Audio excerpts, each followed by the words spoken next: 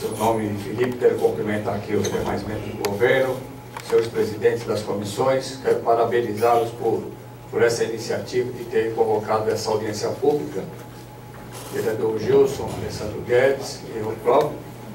E eu vou fazer, secretário, apenas um comentário e, consequentemente, uma dúvida que eu tenho, e até gostaria de um esclarecimento aqui depois de todas essas explicações. Eu tenho assim, eu poderia até dizer um privilégio, né, até pela experiência e pelo período que eu estou aqui, de ter participado dos projetos de leis que trataram, né, do reajuste de IPTU, a começar lá, que eu me lembre, da ex-prefeita Marta Suplicy, que introduziu o vereador Cláudio Fonseca, sempre aqui meu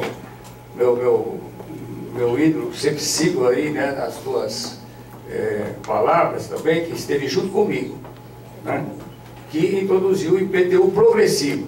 Então, a primeira pergunta, naquela época que eu me lembro, nós tínhamos 1 milhão por aí de imóveis isentos. Eu até conheci muita gente que falou, pô, eu estou isento, mas eu gostaria de pagar um pouco. Então, a primeira pergunta é hoje, né, quantos imóveis estão isentos desse processo? Primeira pergunta.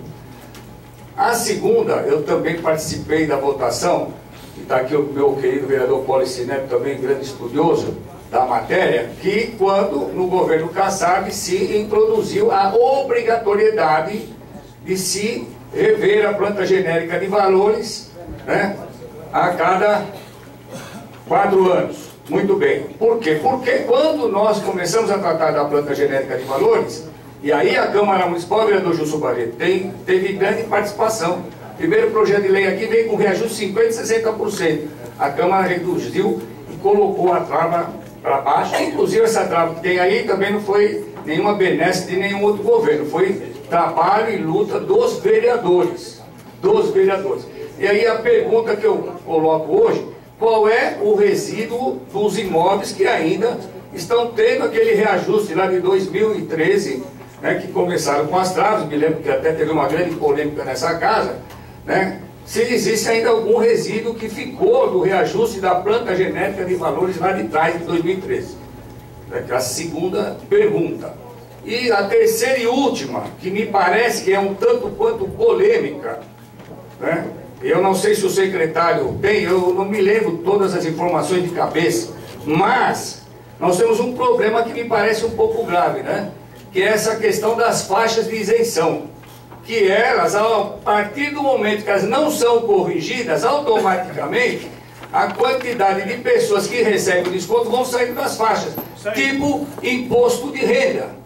Tipo imposto de renda que a gente luta e briga anos e anos e anos, porque as faixas elas não são corrigidas automaticamente, né? As pessoas que vão ter o salário maior por conta de um aumento de sindicato, etc, e tal, vão saindo das faixas. Então, secretário, essa faixa, eu vou confessar que eu não me lembro, que veio do Kassab para o Haddad em 2013, que eu estava nos dois momentos, né?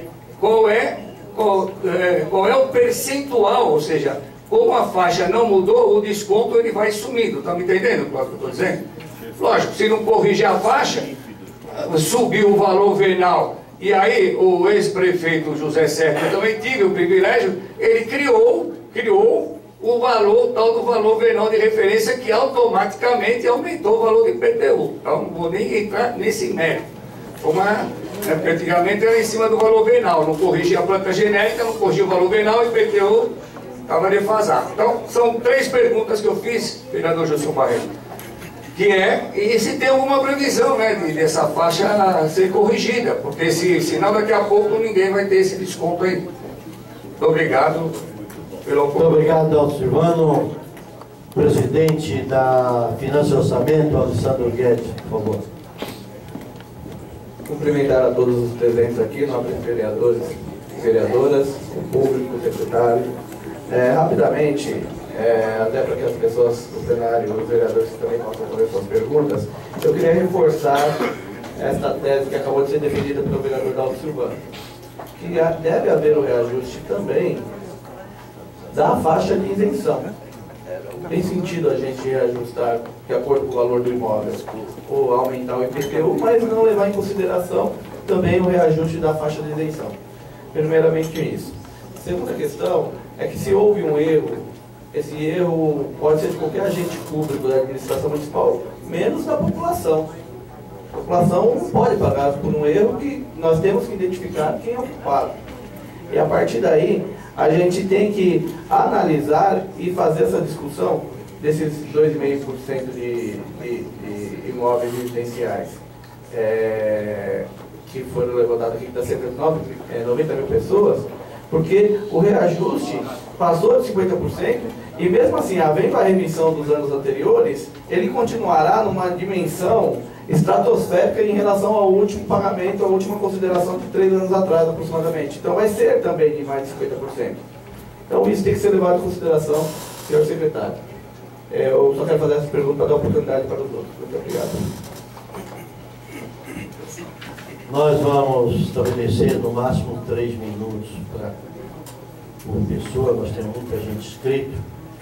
Eu vou ouvir mais um vereador.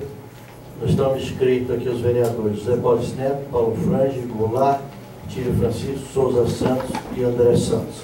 Se mais algum vereador por falar, por favor. Fábio Riva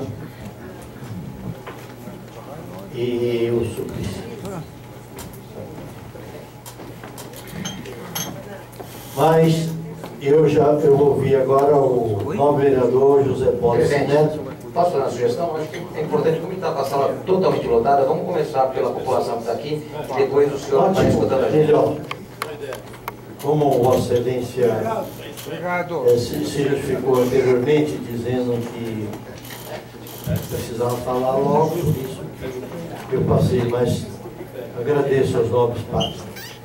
Então vamos, Lúcio Tavares, por favor, Lúcio. Movimento IPT.